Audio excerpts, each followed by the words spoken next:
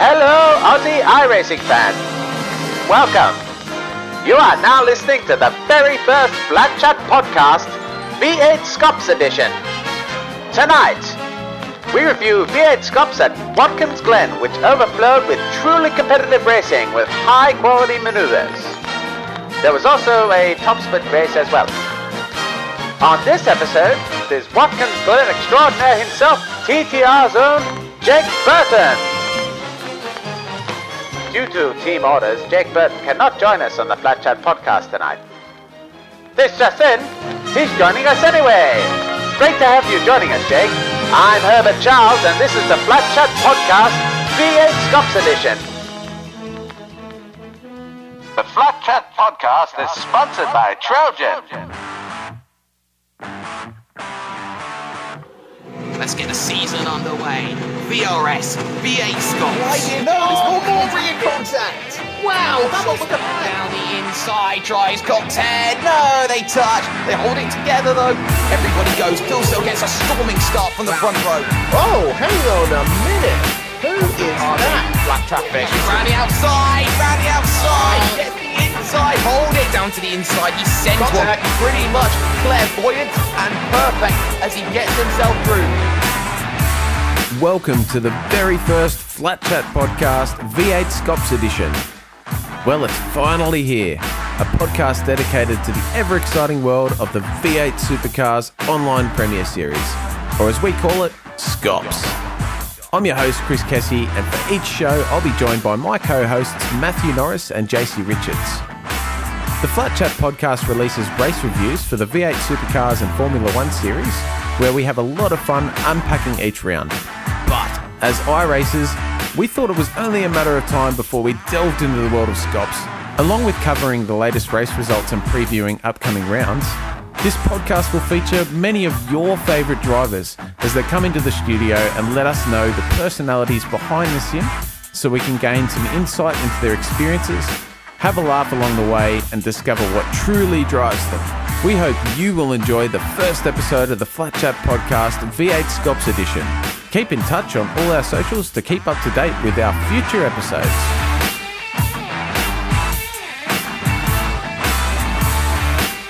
So firstly, my co-hosts. Founder and primary host of our Supercars episodes, Matthew the Nissaboy Norris, will not be joining us this week due to team orders. He's fallen a bit ill, and obviously he's definitely not going to be joining us. So, the show's producer and editor, JC Richards, welcome onto the night, JC. Hey, thanks, Kessie. Thank you so much, mate, for the introduction. I'm really looking forward to doing this with you and Norrie. Just to start off with, just want to say thank you to anyone that's taken the time to click the link and listen to what we're doing here. Yeah, if you're listening to this, you might not know who we are. We hope to change that for the future. We're going to be bringing this show basically every time the SCOPS round is on. We're a podcast group that has been doing real-world podcasts for V8 Supercars and Formula 1, and we're just rolling into this because this is where our passion lies, really, is the V8 community on the Australian sim racing side of things. So, yeah, just hello, everyone. Keep up to date with us, and we'll be having a lot of interviews and behind the scenes and really get to put a bit more of the human side behind the cars that you see on the SCOPS broadcasts. Oh, by the way, also, big shout out to the guys at the broadcast, the commentators team, Reese and Jake, and also Simon Black and Jay Kennedy, everyone who runs the series that we all get to participate in for basically free. It's a fantastic service, and we just want to let you guys know that we really appreciate it. But yeah, mate, Kessie, let's get it rolling and get into what happened on the weekend, eh? Look, I think the community out there would be really happy with what they saw this last weekend. Someone other than Jared Filsell getting a win 2 weeks in a row. How crazy is that? Yeah, mate, for sure. It was great. It was great to see. And look, don't get me wrong, it's not like we want to see Filsell lose or anything like that. I mean, in my opinion, and probably shared by many others, he really is the standard for our V8 Supercar series worldwide. So can't take anything away from Jared on that level. But to see Jake fight tooth and nail through a absolutely brutal race of attrition and making sure that an aggressive strategy paid off, I thoroughly enjoyed the excitement of the race and not knowing what was going to happen. And that battle at the end was simply amazing, mate. So yeah, good on you, Jake. It's really great to see you take the win. Yeah, and it was also great to hear the level of respect that Jake had towards Jared. He personally said to us that he believes he's the best in the world in the V8 supercars, and I agree.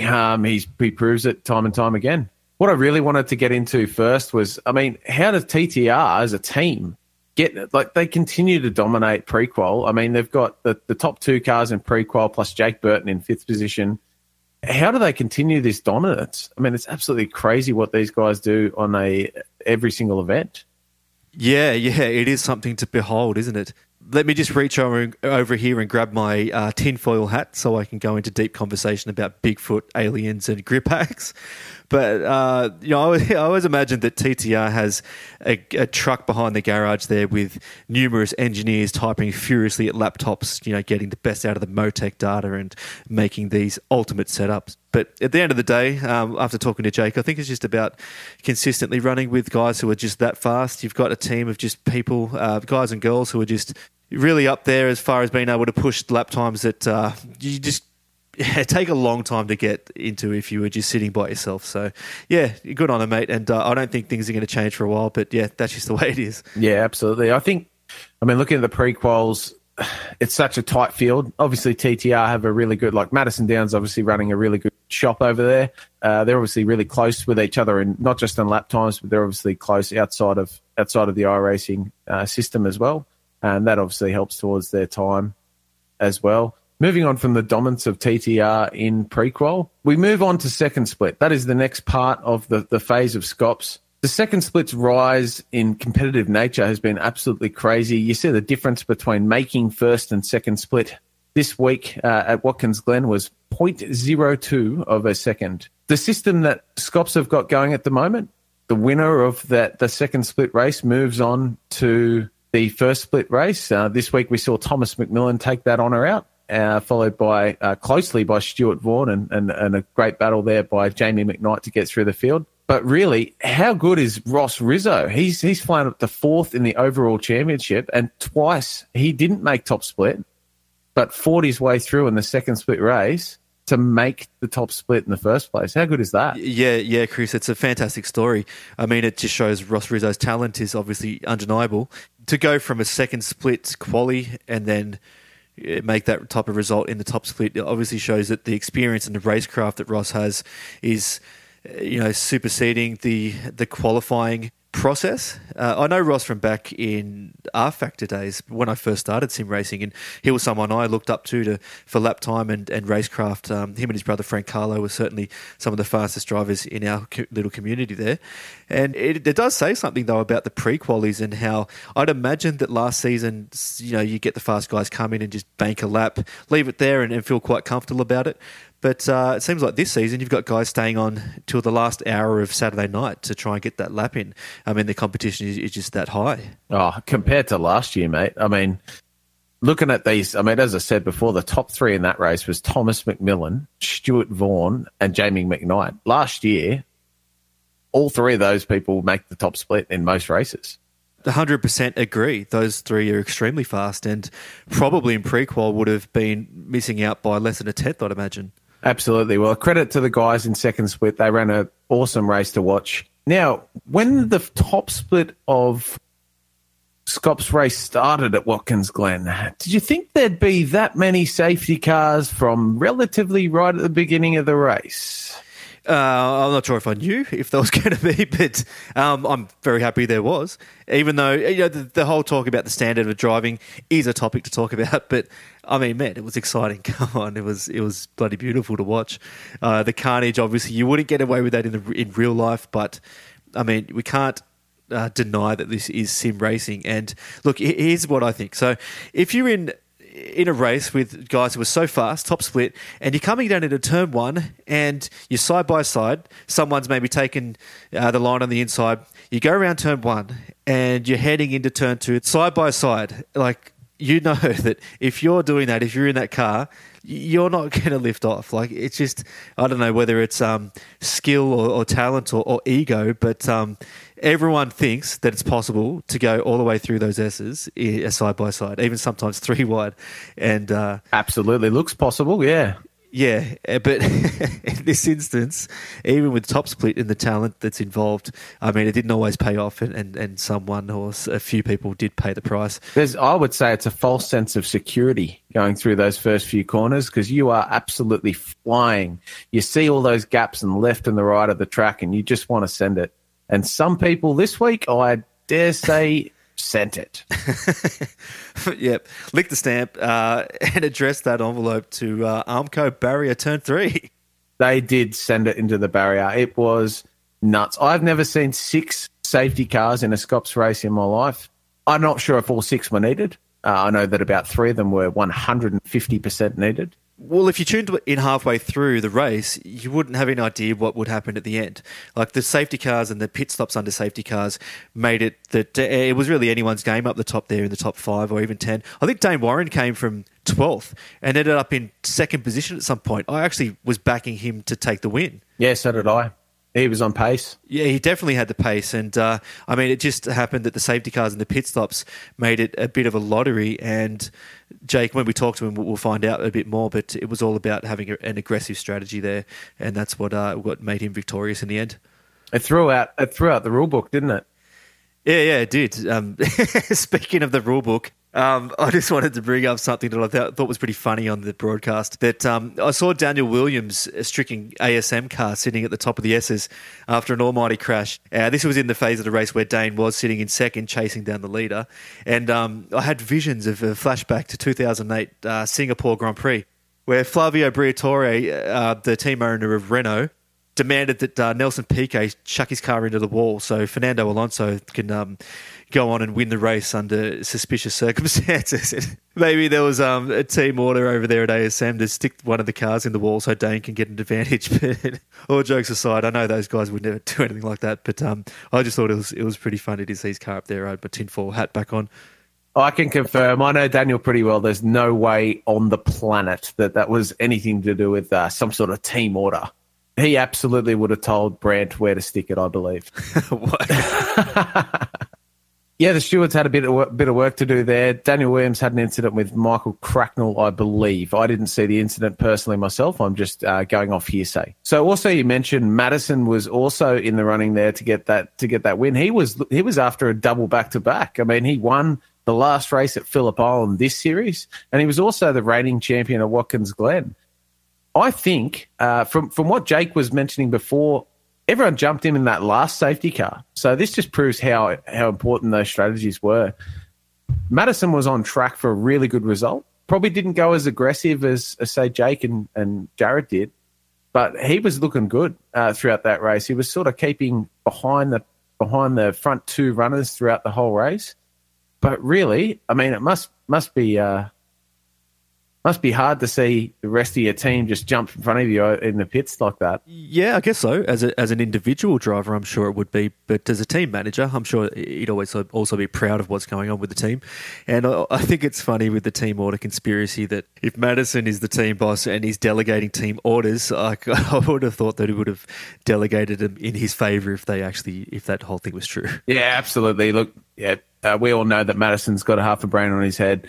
And from the interview with Jake, we did find out quite a lot about the so-called team orders that we keep hearing of.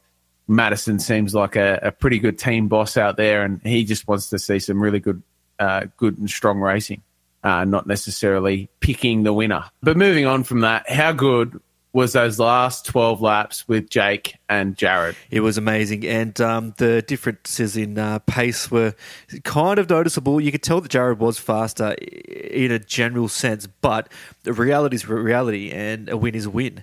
And Jake got it done by defending extremely hard. But I'd also say fair enough. He did defend hard but fair. Yeah, he was pulling some really aggressive moves. But in reality, I thought it was really good racing. They did come together a little bit in the final laps, but Jake really held his own. It was a credit to him. He said to us he was absolutely nervous, and it was great to finally see him get that first win off his shoulders. So I'm really glad that we got a chance to sit down with the race winner of round 5 at Watkins Glen, Jake Burton. And please bear with us with the audio quality. It was recorded when Jake got back from the Glen, and we didn't really have this the studio set up at the time. So, and also Matthew Norris, our other co-host, had just come back from a pretty strenuous weekend at Barbagallo. Yes, you're right. As the interview was recorded last week, and off the back of the news that Nissan has exited the Supercar Series, our usual co-host, Matthew Norris, is not a very happy panda. Without further ado, here is our interview with Trans-Tasman Racing's very own Jake Burton. Mate, when they're dropping out of V8 Supercars, I think you've still got the box of tissues flowing. Mate, No, I don't really want to. I don't want to listen to this guy crying for the whole podcast. So I reckon we should probably pass that conversation. I've been through 3 boxes of tissues. Let's focus on SCOPS. This is more entertaining than this. Yeah, absolutely. Also, we have a special guest with us tonight. He drives for Aussie Driver Search in the Toyota 86 Series, all the way from the top step of Watkins Glen podium. Jake Burton, how's it going, mate? Yeah, good, Chris. Excited to be on the show and having a bit of fun with you guys. But I must say, as a bit of a Nissan fan myself, I've also got the tissues out. Norrie, we've found one. There's another one. There's another one. I can't believe it. All right, we have to talk about this. So, Jake, how many boxes of tissues have you gone through in the last couple of nights? To be honest, on the supercar side, I'm not a big fan. There aren't many drivers that drive for Nissan that I enjoy the character of too much. I feel like little bit robots over there a little bit. But, you know, Nissan as a company, and especially their 90s and early 2000s work, I thought was quite good. The old Scafie and Jim Richards Bathurst dominance in the R32, I thought was pretty cool. I couldn't agree more. They pretty much hit rock bottom when they went into the 2000s, and when they re-entered, I don't know what they were thinking.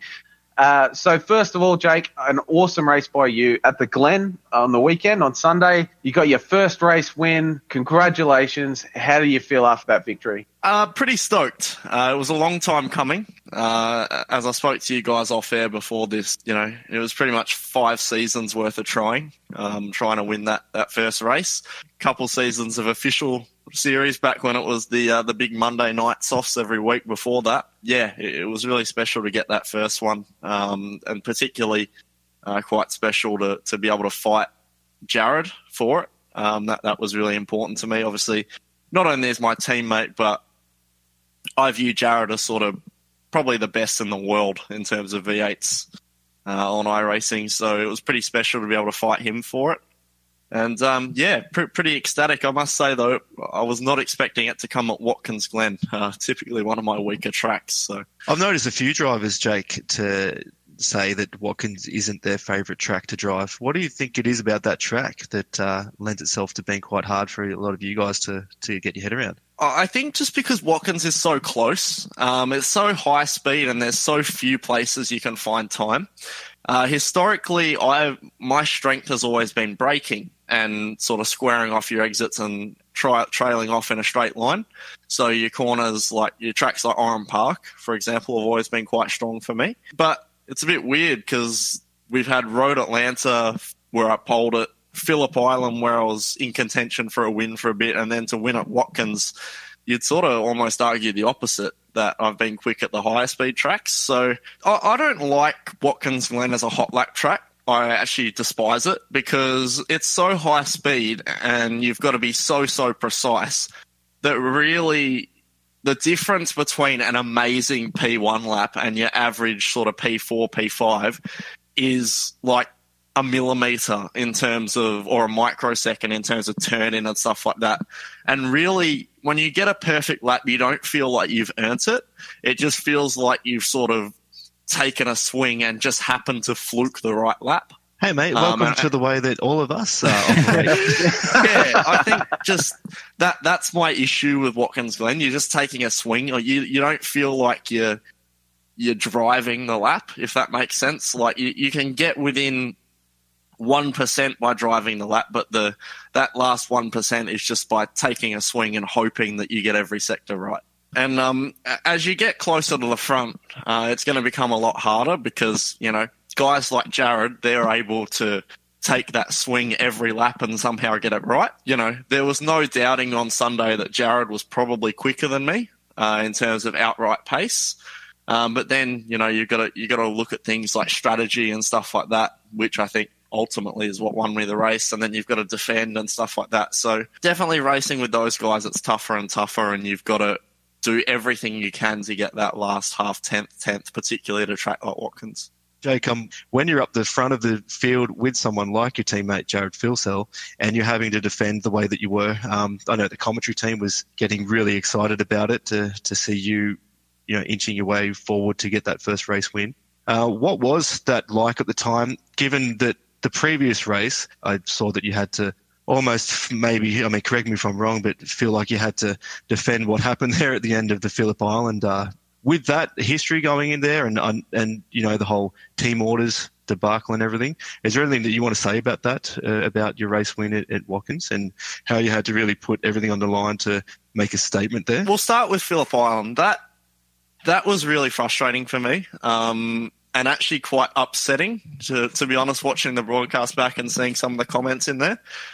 Because anyone who knows me personally knows that I'm one of the most competitive people you'll probably ever meet in pretty much everything I do. So it's really frustrating that people will jump on and say that, I would give up a position in a race like that, that late as well. And particularly for someone like Jared, who really, up until that point, had won every race of the year. I mean, really, does he need the extra position worth of points? But not sure about that. Yeah, that was frustrating for me. So I posted up some telemetry on a forum, which I think is what you were referring to. We love that, mate. We love that. Yeah, just to make my point, because I didn't want to be known as the guy who did that.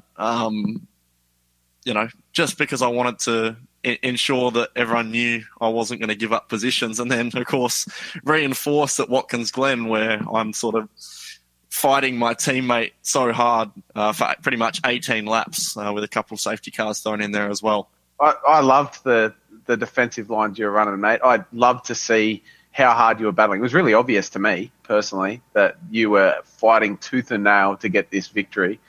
I knew personally that you hadn't won yet. You've had a couple of podiums in Scops, but I knew that you'd never finally got over that line. I knew that at Phillip Island there was no way that you were going to. I loved the fact that you gave it to the people throwing around rumours about team orders and all that kind of jazz. It's a testament to you to show how hard of a racer you are, and that really gets the respect of a lot of the guys out there watching the V8 online broadcast. Yeah, 100%. And anyone who knows Madison Down, who's the manager / owner of my team at TTR, knows that he's not the kind of team manager, boss, whatever, to say that, you guys can't race. And it's a bit of a shame that since Jared's joined TTR, he's been so dominant and hasn't really had a chance to battle Madison or myself or any other TTR cars that hard. Because I think if he'd had a serious battle with Madison at some point as a teammate, it'd be no different to when he was back at ANZ. It'd be tooth and nail. Those guys would be going at it because at the end of the day, we are a team and we don't want to have cars taking one another out, of course. On the topic of taking each other out, it was pretty close there, I think, with 2 laps to go. We'd all just come off the back of watching the Baku F1 race with the Red Bull team. And I jumped out of my seat, to be honest. Yeah, when we were watching it, it was pretty exciting stuff. And I'm wondering, just a question to you, with the team, are you guys on a Discord chat at the time, or are you able to communicate with each other when that kind of stuff's going on? Yes, we are, 100%. I was actually muted at the time. It's very rare that I mute in Discord. You can imagine when we've got a team with 7, I think we had 7 cars in the field on Sunday. When you've got 7 people wanting to discuss the events of all their different races and all their different parts of the field, when you're trying to fight for a win, it can get slightly distracting. And I know Jared was muted for a decent amount of time as well. I didn't have my own personal spotter. Jared had Bryce. But Yeah, so I was good for fuel, but How good were you on fuel? Because, I was looking, you jumped him massively, probably 20 laps prior to the end, but you jumped, you and about 3 other people jumped Jared, and it was a bit of a shock to everyone, I think. Oh, sorry, Madison. You guys all jumped Madison in the pits, and if the commentators were saying that Madison took the safe strategy, how close were you at the end? Were you pushing for fuel at the end, or were you sweet as? no, I had a good 10 litres left at the end. Wow. Okay. If we went green from that last pit stop, I was not going to finish. There was no way that I was going to finish. So I took a big gamble based on the sort of frequency of the safety cars to pray there was going to be another one. And knowing how important track position is at Watkins Glen, I wanted to come out of the pits in the lead so I can try and control the restarts, control the race. And then if it did go green, then I could try and maybe save my way home. Obviously, that's a big risk to take given what happened the round before at Phillip Island. You can never anticipate that we were going to get another 2 safety cars, but I definitely needed 1 to get home safely. That's a real quick shout out to Brady Myers, who caused one of the other ones. One of our mates over at Progression Racing Australia. Unfortunate to Brady, obviously, but it definitely obviously assisted with what you had going. I think that's a testament to the aggression. It even more shows how much you really wanted to win that race. You did it 2 rounds in a row. You went Phillip Island. You were struggling for fuel, and then straight after the next round, you proved yourself in Watkins Glen, going with that fuel strategy, and I think that's awesome, to be honest, for the series. For yourself, what does it mean to be at the top tier of SCOPS? From where I'm sitting as a mid-pack dev driver, you've got to put so much into the drive to make headway, to make lap times. I'm sure it must have been the same when you were starting out. Could you give us some insight into how you progressed to where you are at the top? Because I'd love the tips. When I first started racing the V8, I think it was about 2012 back in the FG01. Kind of raced it casually for a bit. Just had a bit of fun with it, And then towards 2013, I joined a team for the first time. Older members of the community, I remember. It was Powerbond Racing Team, and my main teammates were Marlon McMullen, Tobias Cherney, who's a German V8 supercar driver. Unfortunately, doesn't race anymore, but was very quick. And Kurt Stenberg, who I'm teammates with to this day. But we were under the, I guess you'd say, tutelage of Marlon and Tobias for a while. You want to be first in the race, but first and foremost, you want to be the best in your team. So that was what drove me to improve. First, I wanted to be faster than Stenny because he was the next guy on the rung. And then, working my way up, trying to be faster than Marlon. And it was around the time I started to just get some results over Marlon that I actually ended up leaving that team and deciding I was going to go and start my own venture at another team affiliated with TTR. I think just being around guys who can push you harder and having that competitive instinct is really, really important. You're always going to have the guys who come through, I think Josh Rogers is a really big example, where he just goes and does heaps and heaps of laps, has a heap of natural talent, and suddenly gets incredibly good. And I just quietly think that Josh Rogers is on track to be the best sim racer in the world in terms of iRacing. Agreed, 100%. Right on. Yeah, we're a fan of watching the World Championship F1 series as well. And, mate, he's going nuts over there. That's so good. Yeah, exactly. He's extremely talented. And you're always going to have guys like that. Ethan and Dane did that a bit as well. Just showed up, did heaps and heaps of laps, and suddenly got really, really quick. But there's pretty much 2 ways you can go about it. You can do that, get really, really, really quick, then get recognised straight away by a good team. Like Rogers went to ASM for a couple of rounds and then pretty much went straight to TTL. Ethan, I'm pretty sure, went pretty much straight to ERT. And then Dane's been at ASM for the whole time. So all really, really good teams. Or you work your way up, surround yourself by people who are competitive. Like you got to surround yourself by guys who are going to push you harder, or work on it by yourself and use all the resources nowadays like VRS and stuff like that to push you harder. We appreciate the insight into what your journey's been as far as getting to the level that you're at, and how long it's taken. And I mean, it's to be appreciated and admired, the amount of hard work that goes in whichever path you do follow. I am pretty sure that Norrie was trying to siphon some free VRS coaching out of you in here, but I don't think we got it, Norrie. So I have to go and pay for it, mate. But speaking of VRS, how did that come about? It seems like a lot of you guys from Trans-Tasman Racing are in there. What's that been like? And I mean, are you going to keep going with that? What's the plans moving forward with VRS? Yeah, of course. We're loving it at the moment. All the guys at VRS are great.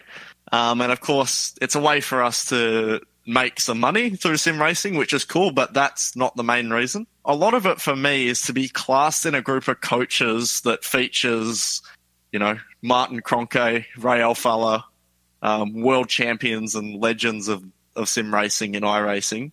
That for me is really, really cool. That's probably one of the main reasons I like to be involved with them. And in terms of how it all came about, I actually contacted Peter Dimov shortly after joining TTR, just asking if he had any interest in opening data packs for the V8 Supercar, because that wasn't a thing at the time. And it was shortly after I'd had a go at winning the official championship, and I think I actually finished second behind Ethan, or it might have been Ian Ford from memory. I actually did this 1 week where Brant Tucker, the head of ASM, approached me and just asked me to do some coaching with his guys at Bathurst before the Bathurst 1000. And I ran that with those guys, and that wasn't through VRS, but I ran that with those guys. Ah, that's what happened. Okay, yeah, cool. I wrote some notes and stuff like that, and I sent these to Peter and said, I love the VRS team. I want to be part of it. This is what I've done before. This is my results, etc. And he gave me a cool response pretty quick and said he'd get back to me, and once he's considered it and chatted with the coaches and whatnot. And then suddenly, conveniently around the same time, Jared and Madison had actually contacted Peter. We didn't actually know we'd both contacted him at the same time, but we did within the same team. And suddenly Peter said, we'll take you all as a package deal. We got 6 data packs that we need to distribute. You can take 2 each. I ended up with a Spec Racer and the Daytona prototype and still have that 3 seasons later. Madison ended up with the Supercar and the Solstice, and Jared ended up with the Porsche and the Mazda. So that's interesting. How did that go down when they gave you 6 data packs, and one of them was the V8? Did Madison just put his foot down as team boss and say, that's mine, guys? Oh, that was a bit tough. I was a little upset because I was actually the one who first went to Peter and said, hey, I want to do a V8 data pack. And if I'm honest, when I was first given my data packs, I'd never driven the Spec Racer before. Yeah, that's tough. And it's a tough car. If anyone's ever driven it before, it's without a doubt the toughest rookie car to drive. The one that's severely missing a rear wing, right?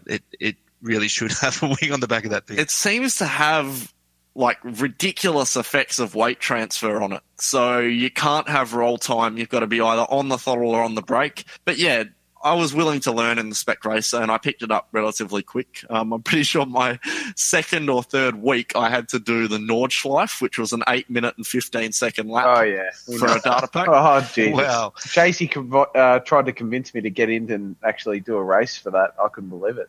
Took me about 4 hours to actually get 1 lap in. I invoiced 3 hours of work. The actual amount of time I spent on it was closer to 8 or 9. So, yeah, because of course it's a 10-minute outlap as well. It was a nightmare. But either way, you have the tough weeks like that, and then I had to do the Daytona prototype as well. Definitely keeps you busy driving different cars. I definitely got a lot from it, and I'd definitely encourage anyone else who wants to get nice and fast to definitely book in one of those sessions with VRS and Jake Burton or whoever the coach is, because I tell you what, I learned an absolute ton in those, I think, 4 or 5 sessions that I did with you, Jake. So do we send the invoice to VRS for all this advertisement? You could try. I'm not sure how that'll go down, but yeah, no, I've loved the coaching sessions. I've got a student with me at the moment who actually booked a whole season of 1v1 coaching in the Spec Racer, and he's from America as well. So that was a whole new experience for me. But we've gone from his first week at Charlotte Road Course, where he was 7 seconds slower than me, to last week we just did at Phillip Island, where he was 1.2 seconds away. So, wow. He's definitely made some progress, and next weekend he's actually heading off on a trip to drive a spec racer at a real track, which I think is really, really cool as well. So, given what iRacing has to offer with that spec racer and the physics, I'd never put myself in one of those fucking cars. But I'm sure that they're not as hard. I heard that iRacing does have a little bit more of a tendency to be more aggressive with the weight transfer than the real thing. But that's awesome, mate. What an awesome journey for that particular fellow. I'm really stoked to have coached him, and he's a lot of the students, because they have paid money to be in VRS classes, they're really open and willing to learn. Like, they want to be faster. You could say the same for Chris when he was in his coaching class, and all the students I've had. And you get, like, where else, like, could you imagine in real life if there was some sort of coaching service where you could pay $30 an hour and have Lewis Hamilton come and coach you to drive? That's the equivalent of what VRS is in iRacing, because you can literally pay that and go get Martin Cronke to teach you how to drive a Formula One car. So which one of you three at TTR dress like Lewis Hamilton? Which one? Probably Jared. All right. You heard it here first. You heard it here first. The FlatChat podcast, Jared Filsell dresses like Lewis Hamilton. And obviously you would learn a lot yourself from training. I mean, that's a well-known scenario, is that the best way to get those extra percentages out of yourself when you feel like you're on the top of your game is to start teaching. And that actually brings out at a higher level. Have you found that as well, being a coach on VRS? 100%. In the class that Chris was actually in, Daniel Williams was a student for ASM, and there are a couple of tracks where he was only half a second or 0.3 away, and that was starting to scare me. And if I'm honest, after the session, I took a look at the data again and was like, okay, he's actually done that differently there. And then I went and did it myself, and actually learnt from him. As much as I'm trying to teach sort of my students, I'm learning from the students as well. So I know that's a little bit sort of cliched, but it is a reality in this sort of stuff that it does happen. And then the next week I can sort of apply that to try and make myself a little bit quicker. And then if I'm quicker, I can then teach the students to be quicker as well. That competitive nature is what drives all of us here on iRacing. I think that, we pay a price to have iRacing as a service, and then we go out and buy the wheels. But speaking of the pedals and the tech, do you run anything high end, Jake, or are you running something like, I've heard a few guys running something as low as a G27? What's your rig setup like? I like how you say something as low as a G27, as I'm looking at my G27. Another G27 Bandit. Yeah, I'm running a G27 wheel, but I can't deal with potentiometer pedals, so I'm running a set of Fanatic CSP V2s. If I had the money that I wasn't sinking into my racing, like real racing, I would definitely go and buy, a HRS direct drive wheel or something like that. Not only for the immersion and the quality and stuff like that, but because when you've got more reliable force feedback and stuff like that, and when you've got a better brake pedal, it's easier to be consistent. But the reality is sim racing is a physical task to do. And regardless of your equipment, you can always continue to do that better. So, you can be fast on any equipment. Like when Madison won his 9 championships, he was at a desk with a G25. When Richard won his 2014 SCOPS, he was at a desk with a G27. And, come on. Now we've all stepped up a little bit as we've got older and got some slightly better equipment. But the reality is anyone can be as fast as they can be with any equipment. But there are a couple things. One is frame rate. If you're not getting over 100 FPS, I'd say almost don't bother. And the one exception to that being Dane Warren, who runs a 2010 iMac 27-inch with I think it's Daniel Williams' old G920 wheel at a desk. With the money you say you're putting into real world racing, saw a couple of photos of your R34 going and doing some rally stages. Is that where you're saying you put the money in, or what about the Aussie Driver Search Toyota 86 series? And by the way, congratulations on getting that drive, mate. That's fantastic. Absolutely, mate. We're all absolutely behind you. I couldn't. It was so good to hear that you won that and got into that series. That gives me a really big reason to watch that series. And I'll tell you what, you've done a great job. Phillip Island was fantastic to watch. Has it been one race so far, hasn't it, with the 86? Yeah, so correct. Far? One round at Phillip Island. Do you find any of the drivers that you can talk to and associate with down there, do they ask you about iRacing? Are you a name that is mentioned that they know of you through, say, SCOPS down there? Anyone in the field? It's funny you say that. I've got a couple people in like the 86 field and stuff like that I've run into. Obviously, I know Justin Rugia quite well, who's racing full-time in Aussie racing cars this year. Obviously, I try to say hi to him at the race meetings because we have a lot of crossover with our two series. Obviously, he, not so much now, but was quite good in the supercar back in the Monday night days, and obviously very talented in the supercar in real life as the Kumo Series champ from a few years back and now in the Aussie cars.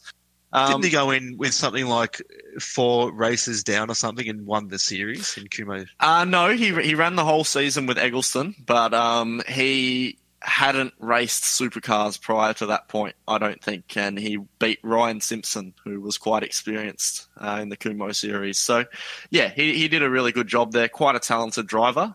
He's actually put some hints up today of him holding a carbon fibre Arai helmet on Instagram and stuff like that, which generally is a rule that you need to get for Super 2. So I'm hoping he's lined something up there because it'd be really good to see another sim racer up there doing some awesome stuff. But other than that, actually, the supercars were in Perth a couple of weeks ago, and I'm from Perth, for those who don't know. And I actually had a bit of a chat at the merchandise stand with Richie Stanaway.